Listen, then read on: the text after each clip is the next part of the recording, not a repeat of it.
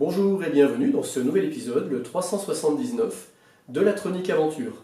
Dans cet épisode, je vais vous montrer à quoi sert ce Shield Data SD Card et comment s'en servir. Le mien, il provient de chez HDevBot, il coûte moins de 8 €. Je vous le mets en lien dans le descriptif de cette vidéo. Première question, à quoi ça sert? Eh bien, vous voyez, il comporte un support pour SD Card.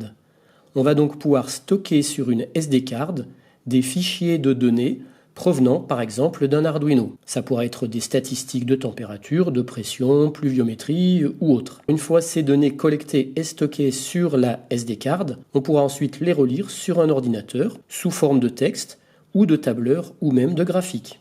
Maintenant qu'on a compris à quoi ce shield va servir, eh bien deuxième question, comment s'en servir? Cette plaquette étant un shield, eh bien ça veut dire qu'on va pouvoir venir la plugger sur une carte Arduino Uno. Tout simplement, comme ça. Parce que comme vous le voyez, elle a déjà toutes les broches qu'il faut pour la plugger sur une carte Arduino Uno. Donc là, je vais l'assembler. Voilà, tout simplement comme ça. Et voilà. C'est fait. Il est important de remarquer que ce Shield Data SD Card, en plus du tiroir de rangement d'une SD Card, il comporte un bouton de reset ici. Il comporte également une horloge RTC DS1307. C'est cette petite puce ici qui est juste à droite du quartz. Et puis le Shield comporte également un emplacement pour pile-bouton CR1220 qui permettra à l'horloge de rester à l'heure même quand le montage Arduino ne sera plus alimenté. Ce Shield étant plugué avec une Uno, eh bien on va tout de suite commencer par faire une première expérience. Pour ça, on va avoir besoin d'une SD card. Je vais prendre celle-ci. C'est une vieille qui a plus de 10 ans et je ne sais même pas ce qu'il y a dessus. Alors sachez que si vous n'avez pas de SD card, vous pouvez tout aussi bien utiliser une micro SD card avec un adaptateur, ça marchera tout aussi bien. J'ai introduit ma SD card. Alors oui, il y a aussi un détrompeur, on ne peut pas se tromper de sens. Par exemple, dans ce sens-là, on ne peut pas la rentrer. Donc on la rentre que dans ce sens-là. Pour mes premiers tests, je ne vais pas me servir de l'horloge RTC, donc c'est pour ça que pour l'instant, je n'ai pas besoin de mettre de pile. Pour utiliser ce Shield, on devra avoir installé plusieurs bibliothèques. 2 si on ne se sert pas de l'horloge, la bibliothèque SD et SPI, et 3 si on se sert de l'horloge, la bibliothèque SD, SPI et DS1307. Une fois que la bibliothèque SD est installée, on va pour notre première expérience aller chercher l'exemple de code intitulé card info. Je viens dans Fichier, Exemple, SD et je choisis le code card info. Ce programme, il ne va rien écrire sur la SD card, il va juste afficher dans le moniteur série les infos qui sont relatives à la SD card qu'on est en train d'utiliser. Je branche la Uno à mon PC. Je vérifie le port, outils, port com, c'est bon, c'est bien le 14. Type de carte Arduino Uno, c'est bon. Et bien allez, je téléverse le code maintenant. Téléversement terminé. J'ouvre maintenant le moniteur série. Et là, regardez ce qui se passe. Initialisation SD card, initialisation failed. Il dit est-ce que la carte est insérée? Est-ce que la connexion est correcte? Et dernière question très importante. Est-ce que vous avez changé le chip select? Et là, cette troisième question, je ne l'avais pas vue et moi j'ai perdu 1 heure à voir d'où venait le problème. Je me disais, est-ce que j'ai utilisé une carte défectueuse? Est-ce qu'il faut que je reformate ma carte? Est-ce que c'est une carte trop ancienne? J'ai essayé avec une micro SD card et j'avais toujours le même message de bug. Donc j'ai perdu 1 heure à trouver d'où venait le problème. Le problème vient tout simplement du code et effectivement du chip select. Si on regarde le code de ce card info, on voit qu'à un moment, il parle d'un chip select à 4 et que en fait, ce 4 correspond au cas où on utiliserait un shield Ethernet. Et moi ici, j'utilise pas un shield Ethernet, mais un shield data SD card qui en fait nécessiterait d'utiliser le chip select numéro 10. Donc il faudrait mettre le chip select à 10.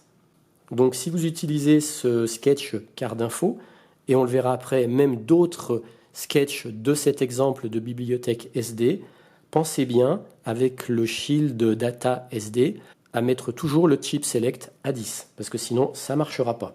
Je modifie donc le chip select à 10, je retéléverse, je rouvre le moniteur série, et cette fois, Eh ben ça marche. Wiring is correct and the card is present. Et là, il me donne toutes les caractéristiques de la carte. On voit le nombre total de blocs, on voit qu'elle était formatée en FAT32, on a sa taille, et puis on voit tous les fichiers qui sont sur cette SD card, ainsi que leur date de création. Donc quand on met le chip select à 10, tout marche bien. On va maintenant faire une deuxième expérience. On va cette fois utiliser l'exemple read-write de la bibliothèque SD avec la même SD card. Si je téléverse ce code en l'état, je vais avoir le même problème qu'avant, une erreur. Il va donc falloir aussi mettre le chip select à 10 au lieu de 4 dans ce code. Et ça se fera sur la ligne if SD begin. Au lieu de 4, il faudra bien mettre le 10 parce que sinon ça ne marche pas. Ce code read-write, qui devrait plutôt d'ailleurs s'appeler write-read, il va écrire sur la SD card et ensuite relire ce qu'il a écrit. Il va créer un fichier qui s'appelle test.txt et il va écrire dans ce fichier, dans ce dossier, le texte testing 1,2,3. J'ai bien modifié le chip select à 10 sur la ligne SD begin. Maintenant, je vais téléverser ce code. J'ouvre le moniteur série.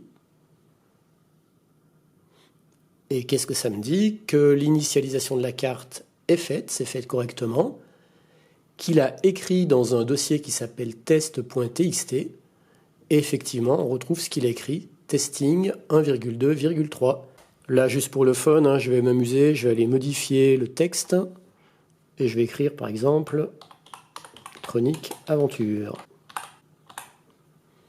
Hop, je téléverse, je rouvre le moniteur série, et cette fois, voilà, j'ai bien Tronic Aventure. Et maintenant, je vais aller vérifier sur mon PC qu'est-ce qu'il y a sur cette SD card.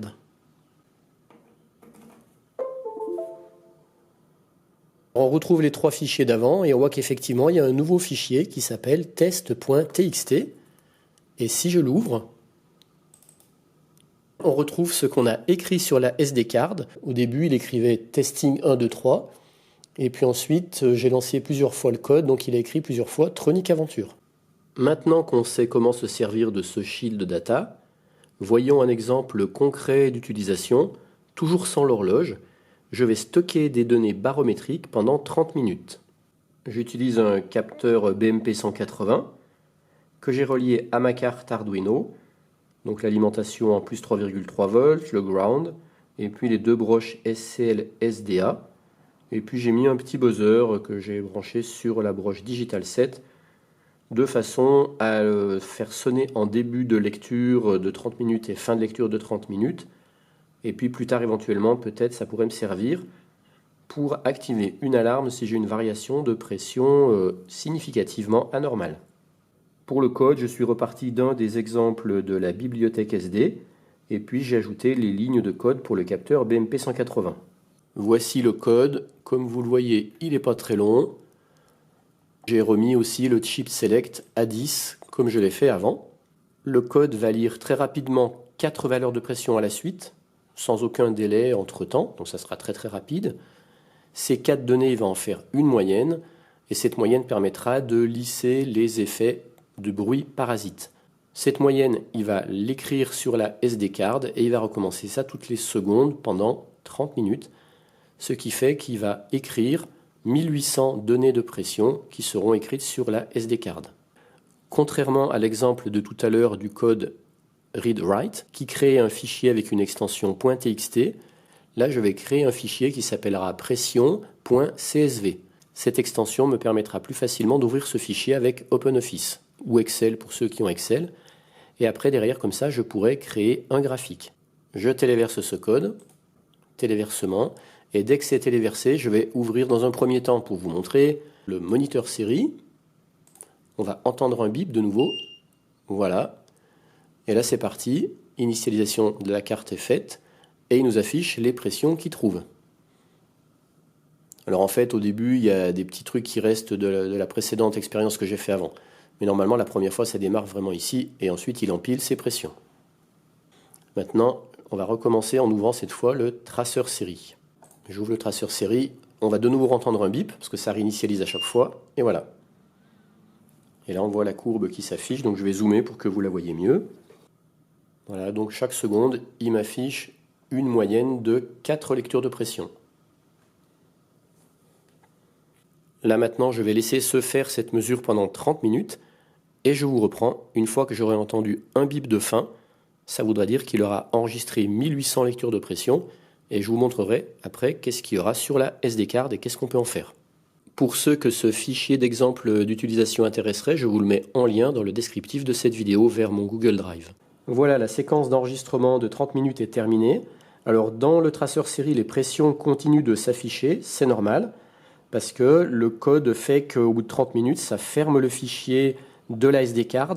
Donc ça veut dire qu'il n'y a plus aucune donnée qui s'enregistre sur la SD card, mais le void loop continue de tourner et donc d'afficher les pressions. Maintenant, je vais enlever la SD card et l'insérer dans le lecteur de carte de mon ordinateur. Alors le voilà. Voici le fichier qui a été créé, pression.csv. Maintenant je l'ouvre et l'extension .csv fait qu'il m'ouvre directement le fichier avec OpenOffice. Et là il y a un paramètre qui est important, c'est Valérie Marzelin qui m'a trouvé l'astuce. Pour ouvrir le fichier, il faut que je choisisse en langue anglais USA. Ce format de langue anglais USA me permet de récupérer les données sous forme de nombres avec virgule, parce que sinon le point il le considère comme du texte et du coup j'arrive pas à le faire afficher sous forme graphique. Donc en sélectionnant langue anglais USA, ça me permettra de pouvoir afficher directement un graphique. Le fait de sélectionner la langue anglais USA, ça me permet de récupérer sous forme de chiffres et non pas de texte les données. Donc là par exemple la première lecture de pression c'est 1016,53 alors que sinon ça aurait mis 1016,53 et en fait c'était pas du chiffre mais c'était du texte. Et donc si je descends l'ascenseur, bon je vais descendre comme ça parce que sinon ça va durer trop longtemps, et bien on voit que j'ai effectivement 1800 lignes, donc j'ai bien 1800 valeurs de pression qui ont été collectées. Alors avoir 1800 lignes de données, c'est bien, mais par contre c'est pas très pratique pour les lire et pour repérer éventuellement un événement ou une tendance. Mais c'est là que je vais pouvoir utiliser le bouton graphique parce que maintenant je suis en OpenOffice. Donc je viens cliquer sur diagramme. Et voilà, par défaut, il me propose ce genre de diagramme qui est déjà bien intéressant parce qu'on voit éventuellement les pics ou les creux de pression. Donc là, je ne sais pas ce qui s'est passé. À mon avis, il y a peut-être eu des périodes de vent, je ne sais pas trop. Par contre, là, on voit que c'était très calme. Et bien sûr, on peut modifier le type de diagramme, les paramétrages de façon à avoir une lecture plus agréable ou plus visuelle. Donc grâce à ce shield data, je vais pouvoir faire une expérience que je ne pourrais pas faire autrement parce que là j'ai du coup 30 minutes de pression qui s'affichent sous forme graphique. Donc ça, le traceur série ne permet pas de le faire parce que moi ce que je veux faire c'est faire des mesures de pression très rapides, à peu près toutes les secondes comme j'ai fait dans cet exemple là, et voir sur 30 minutes si j'ai des grosses variations. Alors quand je dis grosse, c'est très relatif, c'est de peut-être 1 millibar seulement, ou même 0,5 millibar, mais sur une période très courte, qui précéderait l'arrivée d'un front de rafale juste avant un gros orage. Mon but, ça serait éventuellement de me faire un montage qui me fasse une alarme, une alerte genre 10 secondes ou 20 secondes avant l'arrivée d'une grosse rafale, parce que je ne sais pas si il y aurait une augmentation de la pression qui précéderait l'arrivée d'une rafale, un petit peu comme une onde de choc qui viendrait se propager avant que la rafale elle-même arrive. Parce qu'en fait, la rafale va exercer une poussée sur une masse d'air, et je me dis que peut-être 1 ou 2 kilomètres à l'avant de cette masse d'air, il y a déjà une pression qui se ferait ressentir, une variation atypique qui pourrait être détectée par un système, par un capteur, et peut-être me prévenir 1 ou 2 ou 3 minutes à l'avance qu'une très grosse rafale, qu'un très gros front de rafale est en train de se rapprocher. Ça serait un petit peu comme ce qui précède un tsunami, donc la mer se retire, signe annonciateur qu'il y a un tsunami qui arrive. Eh bien, est-ce qu'au niveau de la pression, il y aurait un même phénomène, soit dans un sens, soit dans l'autre? Je ne sais pas. Mais en tout cas, ce type de matériel, le shield data et ce type de dispositif de mesure de pression avec un graphique, pourrait peut-être me permettre de vérifier cette théorie. Et si cette théorie se vérifiait, après je pourrais imaginer me faire un montage avec un capteur qui déclencherait une alarme juste avant l'arrivée d'un front de rafale. Là j'ai un autre échantillon de 30 minutes qu'on va regarder aussi. Pression CSV, il est là. Je viens de le refaire celui-là. Donc là, pareil, je choisis anglais USA, OK. Graphique, diagramme, et le voilà. Donc là, je vais l'étirer pour qu'on le voit mieux. Voilà. Donc là, c'est ce qui s'est passé juste maintenant à l'instant sur les 30 dernières minutes. On voit que la pression, elle a très peu bougé entre 1008,4 de minimum et 1008,6 de maximum. Voilà, donc c'est intéressant. Parce que moi, mes autres stations météo ne me permettent pas d'avoir un histogramme comme ça, avec beaucoup de valeurs sur une durée très courte. Parce que là, mon but, c'est de repérer des mini-variations de pression sur des durées très faibles. Une de mes autres stations de météo, qui fait un barographe, lui, ça prend une mesure de pression toutes les 30 minutes. Donc ça donne un historique de pression sur à peu près 48 heures. Mais si j'avais un événement très court, comme je dis n'importe quoi, l'arrivée d'une tornade, si la tornade elle passe en 10 minutes, mon histogramme de pression il verra rien du tout parce que l'événement sera passé à travers les gouttes. Alors que là, je pourrais voir l'événement.